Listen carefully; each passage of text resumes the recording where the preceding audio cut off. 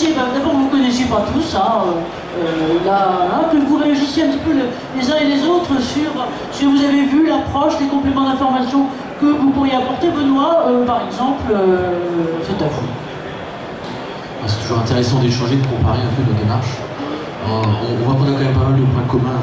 Si on ne prépare pas le terrain, si on ne pense pas à nos gens avant de penser aux résultats, alors on ira à l'échec. Et je pense que tout le monde l'a bien évoqué à ce niveau-là. La finalité reste la même, c'est apporter une réponse à une problématique qui concerne nos équipiers. Parce que nous, ok, on est responsable peut-être, mais c'est pas nous qui avons les tâches les plus ingrates physiquement parfois. Donc ça, c'est un premier point sur lequel j'intéresse. C'est aussi pour ça qu'il faut apporter en plus de la subjectivité. Certains équipiers, quand il va nous donner son avis en disant c'est bien, c'est pas bien, c'est mieux, etc. On puisse aussi accompagner. Tout à l'heure, vous disiez, vous avez fait des mesures dans l'espace. Mais mesurer la fatigue musculaire, mesurer, etc. Et apporter finalement des compléments qui psychologiquement vont dire, ils vont renforcer l'esprit en fait, en disant à l'équipier, tu vois, on est capable avec un capteur intelligent de te montrer que tu as moins de fatigue musculaire, donc le choix que tu as fait, le choix que tu as fait de participer est forcément le bon choix aussi. Donc c'est des démarches qui sont intéressantes, comme il y a plein de gens qui proposent plein de choses. Je crois qu'il ne faut pas chercher à calquer en fait, il faut se le faire comme on a envie, il faut se le faire comme on le sent. Par contre, si on considère qu'il faut prendre l'appareil, le donner à un équipier et partir en disant j'ai une bonne conscience, ce sera un échec pour tout le monde en fait, c'est ce qu'on voit, il faut vraiment accompagner. On a notre quotidien, il ne faut pas oublier pourquoi on est là, nous on fabrique du croissant et du pain, Monsieur Le Duf il est content parce qu'on s'occupe des gens, mais il est content parce que la rentabilité est là. Donc il faut réussir à mener ça de front et on est capable de le faire, je pense, si on arrive à tirer tout le monde dans le même train sans faire de mauvais jeu avec la SNCF, et je pense vraiment que c'est important de fédérer sur ces projets-là. Merci à vous. Ce que vous voyez, c'est qu'il y a eu des archéo-exosquelettes maintenant, donc on est dans le néo-néo, donc ça bouge très très vite. Comme Théo. Je vais enchaîner avec une petite blague également, il ne faut pas non plus que ça tombe à l'eau. Je voudrais revenir un petit peu sur la démarche d'intégration et qui est un petit peu la valeur ajoutée de Gobio aujourd'hui sur ce qui représente un petit peu tout le monde autour de la table. Ce qui est très important, c'est de partir vraiment du cas d'usage ou du besoin lié à une problématique de pénibilité que vous pouvez l'avoir. Il y a eu beaucoup de reportages médiatiques qui ont été faits par Bridor et on a eu des sociétés voisines qui nous ont appelé en disant on a vu les exosquelettes chez Bridor, c'est génial, nous aussi on veut en acheter. Et des sociétés nous ont appelé en disant oh Gobio super, apparemment vous faites des super solutions, ça marche chez Bridor. Je peux me permettre, pardon, la règle, c'est que c'est pas un truc de retard commercial. Donc prononcez pas Gobio toutes les 30 secondes, on va passer la parole à Japet après, pardon. Le seul message que je voulais dire, c'est acheter des exosquelettes parce que c'est à la mode, etc., c'est pas forcément une bonne idée et c'est comme ça que ça marche pas. La démarche d'intégration qui part de l'identification du cas d'usage, le choix des utilisateurs qui vont porter le produit et mettre le produit associé qui va bien, c'est ça la bonne démarche et c'est, je pense, ce qu'on a à peu près tous dit autour de la table. C'était simplement le message que je voulais passer. Merci. Merci à vous. Je vous propose maintenant que peut-être, voilà, on va enchaîner avec Antoine et moi je vais essayer de ne pas vous casser la figure et de descendre vers vous pour vous passer le micro sur questions et autres. Antoine. Je pense que beaucoup de choses ont été dites. Moi je vous prends juste une demande qui nous a été faite il y a à peu près 8 mois. On nous a appelé, on nous a dit est-ce qu'on pourrait avoir un exosquelette pour tout le corps humain, qui est confortable, qui soutient tous les membres, qui est léger aussi et qui est pas cher. Fondamentalement, on s'est rendu compte qu'un exosquelette c'est une solution à un problème précis que vous identifiez. Donc je vous invite à passer sur le stand exosquelette qui est par là ou par là. Donc vous avez un étendard de différentes solutions chez Gobio également. Donc ce qui est intéressant, c'est d'abord de partir de votre besoin précis et ensuite de vous faire accompagner par les fabricants que vous trouvez, par les distributeurs qui peuvent vous proposer un étendard de solutions qui sera adapté et qui vont adapter avec vous. Voilà. Merci Antoine de préciser ça. Et effectivement, notre objectif, je dirais à nous, certes, c'est de mettre à votre disposition des exemples, des illustrations. Le monde bouge, il y a beaucoup de solutions qui sont en train de se mettre en place, et puis toutes globalement ne resteront pas. Mais voilà, il y a un éventail de solutions et toujours, encore une fois, ce qu'on a essayé de faire, c'est des situations particulières, des types de métiers particuliers. Et je vois que Cyrielle a envie de rajouter quelque chose. Non, je voulais juste rebondir sur le fait qu'il ne faut pas acheter n'importe comment un exosquelette, mais moi, ce que je trouve intéressant, c'est quand même l'engouement des gens pour ce type de produit, et ça nous aide en tant qu'HSE quand même, parce que là où sur d'autres produits, je pense à d'autres, alors c'est pas un EPI, mais sur des EPI un peu plus classiques, on rame un peu ou sur d'autres solutions, on rame un peu pour essayer d'embarquer le management dedans. Là, à la limite, il faudrait les acheter et après voir. Ça peut quand même être aidant parce que ça permet de débloquer quand même certains budgets. Mais par contre, il faut aussi les freiner en disant attendez, on teste, on voit si tel ou tel produit est adapté à notre besoin. C'est pas parce que vous avez contact avec tel fournisseur ou tel loueur, en l'occurrence, parce que nous on passe par des loueurs pour mettre en place ce dispositif, que c'est ce dispositif-là qui sera adapté à nos activités. Donc on est content, mais on essaie de freiner un petit peu quand même, mais sans trop freiner. Oui, merci de cette précision, parce que je crois que c'est effectivement important de jouer de tout type de motivation, l'envie, la mode, le besoin et autres, mais vigilance et rationalité à venir aussi, malgré le traitement applicatif. Madame, à vous. Alors moi je suis ergonome dans un service de santé au travail, et évidemment la question du squelette est au cœur de beaucoup de nos interrogations, parce qu'on est confronté au maintien dans l'emploi. On est confronté effectivement à des situations où l'environnement est exigu, les conditions sont extrêmes et compliquées pour adapter les situations de travail. Maintenant, je m'interroge en premier lieu sur cet accompagnement qui paraît évidemment indispensable, c'est pas juste une option. La question qui me préoccupe, c'est est-ce que avant de faire porter ce type de matériel, parce que c'est quand même du matériel, sur un être humain, est-ce qu'il y a un interrogatoire médical approfondi pour savoir au niveau du bassin des choses qui ne sont pas connues, qui peuvent être inconnues et qui peuvent se déclencher avec l'utilisation de ce... Alors ça c'est ma première question. J'en ai une deuxième. Vous venez de mentionner l'engouement pour ces matériels. Attention à ce qu'on ne trouve pas, on ne mette pas le doigt facilement de management adore trouver des solutions matérielles. Attention à ne pas masquer un autre problème plus important. Et troisième chose, attention aussi à ce que... alors j'ai perdu le fil, tant pis, ça reviendra. Voilà, en tout cas, beaucoup de vigilance. Voilà, ça y est, c'est que l'être humain, la valeur du travail humain ne disparaissent pas avec ce type d'utilisation et on va dire, comment vous avez dit, préservation. Voilà. Merci de votre question qui est bien l'une des questions fondamentales. Lionel, si tu veux bien, à titre de grand gourou et tous les titres. Donc, pour l'aspect maintien dans l'emploi ou pour l'avis du médecin est incontournable. Il est clair que comme n'importe quel type de solution que l'on préconise, il faut demander l'aval du médecin du travail. Si vous le faites dans son dos, de toute façon derrière, il dira non et puis tout sera bloqué. Donc vous avez tout intérêt à l'intégrer au début de la démarche. Deuxième point, on ne connaît pas les effets à long terme de ces nouvelles technologies. C'est pas moi qui le dis, c'est l'INRS. On commence à avoir des résultats, on en aura qui avec le temps.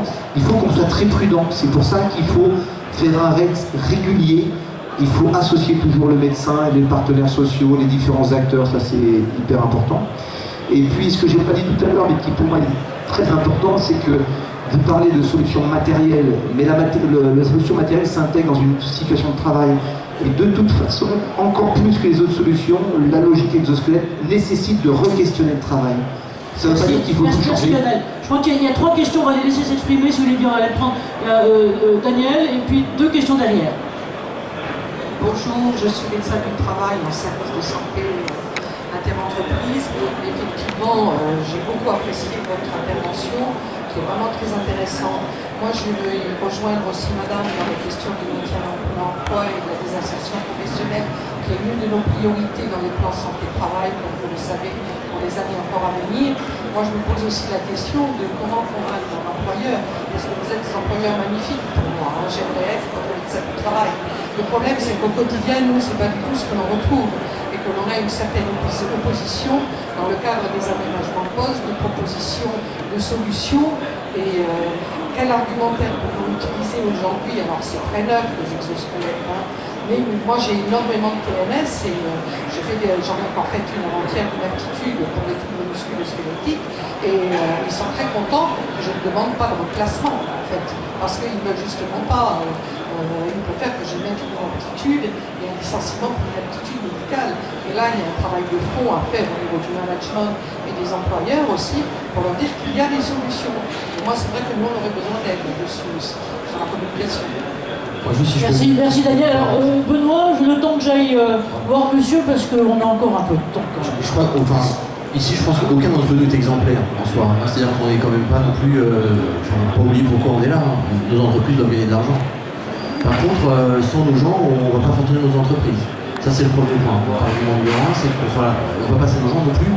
Quand on sait les difficultés, quand vous avez des bassins d'emploi à 4, 8, 5% de taux de chômage, qu'il y a sur le pays rennais par exemple, vous devez garder vos gens parce qu'ils ont un savoir-faire et vous devez les accompagner. Donc la première démarche, je pense, c'est vraiment d'être en proximité avec son médecin du travail. Et c'est d'avoir confiance dès le départ en disant voilà, nous on a un programme, on n'est pas médecin, vous avez la compétence médicale. Par contre, on a des envies, vous ne nous imposerez pas non plus des choses. Mais si on travaille intelligemment, alors on peut partager, alors vous participez. Moi, le premier cas que j'ai eu en matière d'emploi, le médecin du travail est venu avec moi. On a travaillé avec Tom Théo sur la base. Puis il est venu en poste avec l'opérateur et on a échangé. Je pense que ici effectivement l'employeur il n'a pas envie. C'est-à-dire si vous n'allez pas lui forcer la main. Par contre si derrière vous arrivez à montrer qu'il y a des solutions qui sont abordables techniquement, et c'est pas forcément un ergosquelette non plus qui répondra à la problématique. Donc ça dépend après de la voilure que chaque entreprise va mettre en place pour répondre à des problématiques de maintien de l'emploi aussi. Et je pense que le médecin du travail il a une vraie valeur ajoutée. C'est-à-dire que si l'employeur il a le sentiment parfois, je dis bien parfois, de se sentir un petit peu imposé ou agressé, il ne fait pas forcément l'effort derrière. Je pense qu'il y a un vrai lien à créer, ça c'est essentiel. Et le deuxième point, c'est que vous ayez la possibilité éventuellement parfois d'accompagner ou de donner des solutions ou des panels de solutions parce que vous avez des entreprises qui n'ont pas forcément de HSE, vous avez des entreprises qui ne sont pas forcément structurées, il y a des petites entreprises et qu'ils sont parfois paumés. Nous on est un peu... On commence à grossir, on n'était pas très structuré. Hein. L'échange qu'on a eu, moi je suis directeur industriel, c'était en plus de. Voilà, mais parce que j'avais envie de le faire. Et puis mon président, mon propriétaire, quand je lui dis on a un programme intéressant, il me dit à partir du moment où les gens vont y trouver un intérêt, vas-y quoi. T'as pas de limite, mais vas-y dans la mesure de la gestion de tes budgets.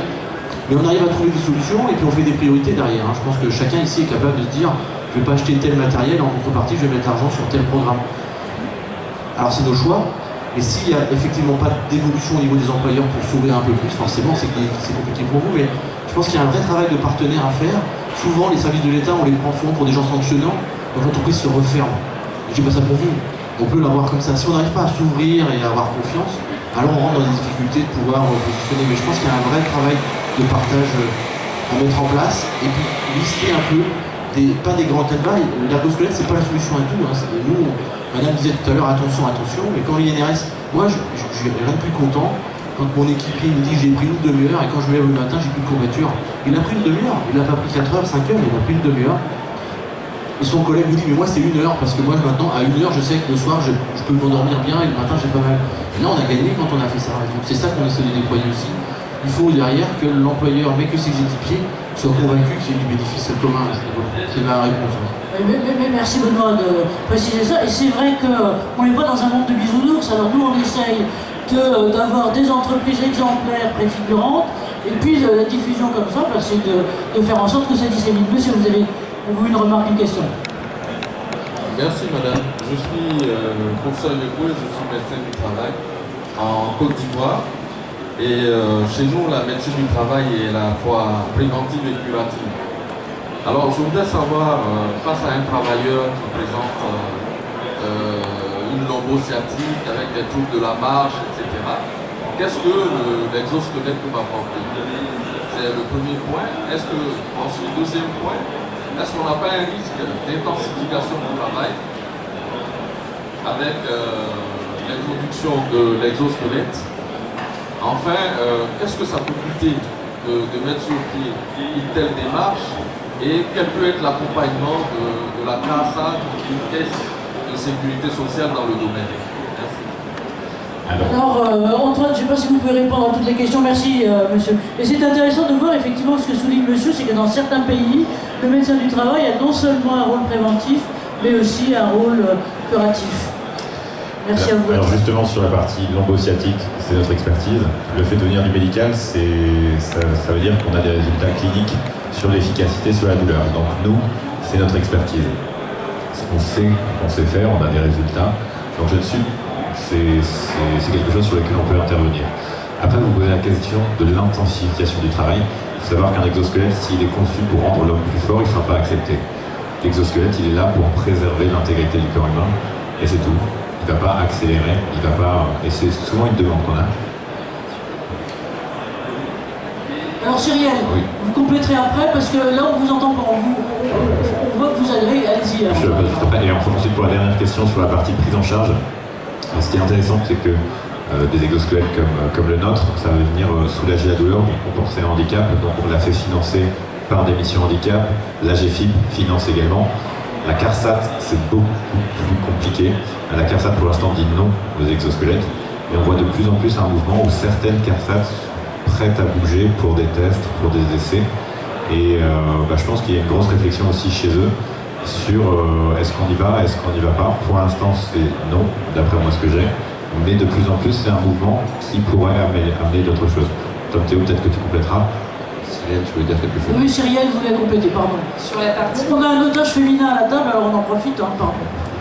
Sur la partie, on va dire, posturale, intensification, on va dire, des postures contraignantes, on est vraiment sur l'inverse. On a évalué justement avec la motion capture l'évolution des postures avec et sans notamment le Atlas, et on constate qu'il y a quand même des postures moins extrêmes et moins de postures contraignantes, moins de temps passé en posture contraignante, notamment pour le dos, encore du système. Donc on n'a pas évalué sur la partie, en tout cas sur la partie UNG c'est un peu plus compliqué, mais en termes d'intensification de posture contraignante, on est au contraire sur l'inversement de la tendance. Autre question, monsieur. Alors, pardon, je reviens vers vous après, mais là vous êtes de l'autre côté, donc je commence par monsieur. Le temps que Aymeric te déplace, je voulais juste compléter tout à l'heure. Il est vrai que c'est logique d'assistance, et en travaillant sur cette assistance, on redonne de la valeur à l'expertise de l'agent. C'est-à-dire que, est-ce que c'est important que 11 kg, ou c'est plutôt que la semelle de frein soit bien montée, qu'il n'y ait pas de risque de perte en ligne derrière et que le freinage soit bon. Donc si on assiste la partie physiquement contraignante, on lui laisse toute l'expertise de savoir qu'elle est bien montée. Et c'est valable pour toutes les autres activités. Ça, c'est important. Et je rappelle que c'est un dispositif d'assistance physique et pas d'augmentation de la productivité. Alors très vite, bonjour, je suis ergonome. Alors merci pour votre présentation, parce que comme l'a dit votre président, quand je me suis inscrit pour cette conférence, je m'attendais à trouver un défilé de prêt-à-porter, et ce que j'ai entendu m'a beaucoup rassuré. Je travaille essentiellement au milieu hospitalier, et je voulais savoir si dans vos différentes démarches, il vous est déjà arrivé, ou si vous avez connaissance que quelqu'un commence à réfléchir à ce que pourrait apporter, par exemple j'ai vu des ceintures lombaires, des choses comme ça. Je pense à des métiers, notamment le métier d'aide-soignant, qui est très très exposé aujourd'hui. Alors au point de vue de la société, c'est vrai qu'on n'est pas encore prêt à avoir une aide-soignante avec un exosquelette, et pourquoi pas.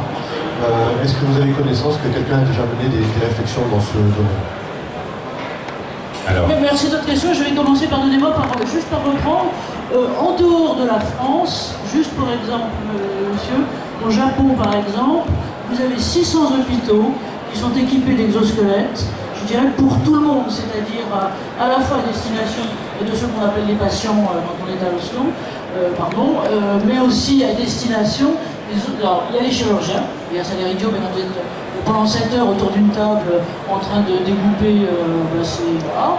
Et puis vous avez aussi pour les aides-soignants et idem pour toute la partie de faire des listes. Donc moi, ce qui m'a vraiment frappé, être en contact notamment avec quelqu'un qui n'est pas encore en France, qui s'appelle Cyberdyne, et qui est au Japon, c'est que c'est déjà présent. Alors maintenant, en France, qu'est-ce qui se passe? Alors en France, il y a souvent la première solution à laquelle on pense. Je pense que votre problématique principale, c'est la manipulation de malade. Puisque généralement, pour soulever un malade, c'est impossible qu'un exosquelette puisse soulever un malade. Donc généralement, c'est plus pour la manipulation de malade. Là-dessus, les solutions qui se mettent en place, nous, on a fait des tests sur des personnes dans les maisons de retraite, dans les hôpitaux. En plus, les hôpitaux, c'est des domaines assez familiers, sur lesquels on peut avoir un bon impact, un impact positif sur les personnes. La problématique qu'on a par contre sur les exosquelettes, et ça c'est un travail de fond, en industrie, quand on vient mettre en place le dispositif, on forme tous les gens voient le dispositif et ils l'acceptent. Dans la partie hôpitaux, il y a également une relation avec le malade, avec la famille du malade, sur lequel les gens se posent des questions. Qu'est-ce que c'est? Ça sert à quoi? Et donc il y a une notion de perception sur laquelle il faut également beaucoup travailler. Et c'est pour ça que pour l'instant, dans le domaine du service à la personne, dans la partie médicale, pour l'instant il y a encore toute cette démarche d'acceptabilité sur lequel il y a un gros travail, il y a beaucoup d'acteurs qui bougent, on a beaucoup d'essais en cours, et pour l'instant, on attend encore de voir les résultats. On a des résultats biomécaniques qui sont intéressants, mais les résultats d'acceptabilité, on a encore toute une éducation à faire. Merci à vous. Pardonnez-moi, j'ai une madame là que je frustrais, donc vous vouliez prendre la parole. Vous n'avez pas abordé la question du coût. Est-ce que vous pouvez donner une fourchette? Alors j'ai bien compris qu'il y avait des solutions qui étaient différentes, et je pense que le coût va avec, mais une fourchette de quelques solutions, pour savoir à peu près à quel niveau on se situe ici. Merci de poser le principe de réalité, c'est voilà. Qu'est-ce que ça coûte, sachant qu'il y a l'équipement, mais il y a aussi toute la démarche et tout. Voilà. Donc Théo. Je vais répondre en même temps à la question de monsieur, enfin compléter la réponse. Aujourd'hui, les exosquelettes vont compter entre 5 et 15 000 euros à peu près en fonction des différents dispositifs qui existent sur le marché. Quand on met en corrélation le prix, 5 000 euros par rapport à une maladie professionnelle de l'épaule, tous les HSE que vous êtes là dans la salle savez combien coûte une maladie professionnelle. Aujourd'hui, un investissement en prévention, c'est-à-dire on met 5, 10, 15 000 euros dans un dispositif dans l'espoir que la personne n'ait pas de maladie professionnelle, ça reste des investissements qui sont justifiables en termes de retour sur investissement, etc. Même si on est sur de la prévention et qu'on n'est pas devin, alors on fait tous un pari sur l'avenir et on est tous très convaincus que ça va marcher. Et voilà, sur les tarifs. Merci à vous, merci Daniso. Peut-être là maintenant de la part de chacun un mot d'orientation vers l'avenir, qu'est-ce que vous auriez envie de dire? Le président, voilà, Mathieu, sautez sur le micro de temps en temps. Oui, du coup sur l'avenir, ce qui est intéressant, c'est on parlait de côté médical. Aujourd'hui, dans l'entreprise, voilà, on a un quota de 6% côté médical, on a des accès PMR pour les handicapés de tétraplégie ou autres. Il faut savoir aujourd'hui que voilà, c'est peut-être une solution avec la médecine du travail à travailler pour le futur, pour qu'un opérateur atteint de pathologie puisse par exemple monter à bord, faire des activités, qui ne soient pas commencées justement à rester sur un bureau tertiaire. Donc ça c'est une ouverture.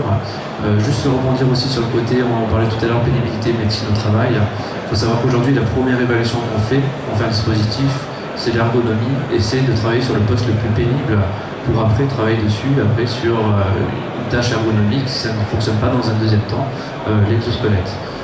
Donc pour l'avenir aussi, le dispositif aussi, c'est tout ce qui est aussi contraignant, tous les accès, d'avoir des dispositifs peut-être plus fonctionnels pour l'homme et plus justement proches au niveau du corps. Donc voilà, il y a toute une contrainte aussi de lieu et d'environnement à voir avec les sociétés et à développer ce type d'exosquelette. Merci à vous. Président, non, Cyrielle. Moi je suis contente d'avoir entendu des médecins du travail qui se posaient les questions qui avaient un entrain justement pour ces produits, parce qu'on a besoin de vous, nous, dans le protocole qu'on met en place, on a besoin de l'accord du médecin du travail et de l'accompagnement. On n'a pas forcément l'écho partout, et je ne sais pas, peut-être que dans l'avenir, ce qui serait intéressant, ce serait d'avoir un lien avec une association peut-être nationale de médecins du travail pour justement en discuter de manière ouverte et vraiment créer ce partenariat, que ce ne soit pas juste l'entreprise d'un côté, le médecin du travail de l'autre qui se confrontent, mais vraiment un travail de partenariat pour que l'un et l'autre trouvent un écho. Message compris, et effectivement, on est en train, nous, de réfléchir, et notamment avec Daniel, ici présente, à ce que pourraient être ces actions, et je dirais avec les deux types de médecins du travail, parce qu'il y a les médecins du travail des services interentreprises, les médecins du travail des services autonomes. Ce qu'on a compris par notre CAFT, c'est que quelquefois les deux instances ont un peu de mal à communiquer, mais que je pense que justement auprès, via des questions et des enjeux qui sont si concrets et si porteurs, ça pourrait être une chose importante. Alors, Tom Théo, encore un mot, mais pas deux, pas plus. Je vais faire très court et je vais essayer de traiter deux sujets en même temps sur prochaines étapes, nouveau développement. Les produits qu'on a mis en place chez Bridorg il y a un an, qu'on a identifié il y a un an, avaient des problèmes d'utilisabilité liés aux contraintes liées à l'agroalimentaire. On a travaillé depuis et aujourd'hui on a des produits qui sont allégés, qui ont intégré les contraintes d'hygiène, etc. Prochaines étapes, nouveau développement. Nous, les retours de cas d'usage des industriels nous permettent de le remonter aux fabricants pour que les fabricants puissent intégrer ça dans le cahier des charges et puissent adapter le produit à tout un tas de secteurs d'activité. Parce que quand je travaille sur de la farine, des bâtons, etc., c'est pas les mêmes contraintes que quand je soude et que j'ai des projections de grenaillage, etc. Alors à la section, c'est pareil. Voilà. Merci de souligner ça, Tom Théo, parce que dans les précédents UX Forum qu'on a monté, on avait finalement beaucoup de succès et en demande et autres. Et finalement, nos participants précédents m'ont dit, mais est-ce que je segmente, est-ce qu'on va faire plutôt tel métier, plutôt tel autre? Et justement, la demande, elle est bien celle de Tom Théo, c'est de dire, non, on a absolument besoin de cet enrichissement mutuel par des univers différents, parce qu'en plus les choses vont exactement ce que vous disiez, Cyril, très vite de ce côté-là. Alors, Antoine. Justement, en termes de partage d'expérience, je pense que Lionel en parlait, il y a la commission AFNOR qui permet de centraliser un petit peu toutes les expériences. Je te laisserai peut-être en parler un peu plus.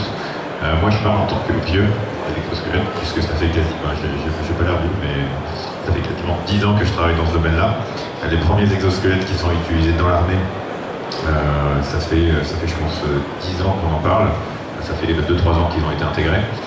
L'exosquelette est passé à TF1 également, en plus de Bridorg, avec le premier tétraplégique qui a marché, qui est sorti du CEA, moi qui travaillais dessus. Je travaille dessus il y a 8 ans. C'était à la mode il y a 8 ans. Les premières applications, c'est maintenant.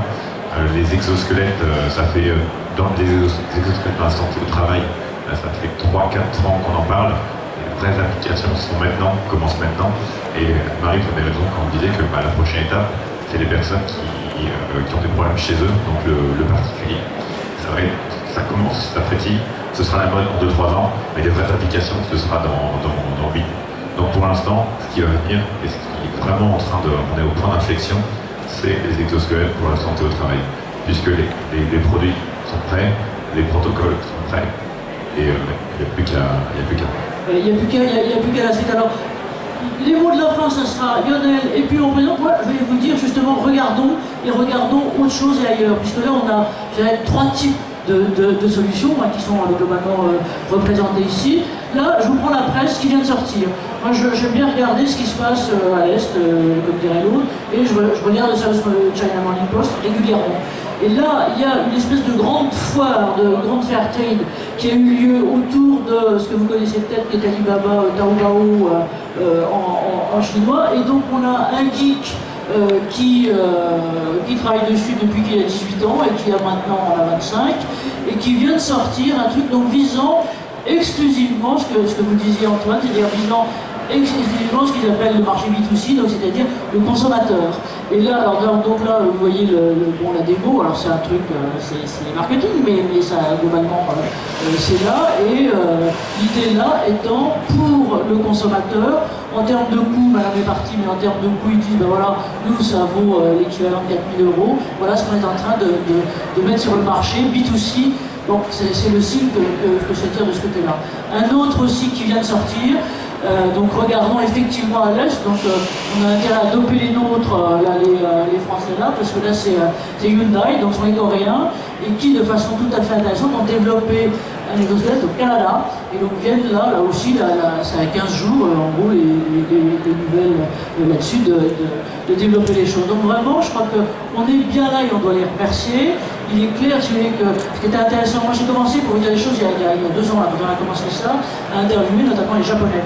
Panasonic est aussi des gros trucs de ces côtés-là, pour leur dire, mais vous n'êtes pas là présents sur la France et l'Europe, et ils disent non, on n'est pas encore mûr, mais on va. Et je peux vous dire que là, tout cela, ça y est, ils sont en train d'enclencher les demandes de dossiers de normalisation pour passer là-dessus. Donc on a intérêt à booster nos bons et c'est pour ça qu'on a voulu les mettre sur scène.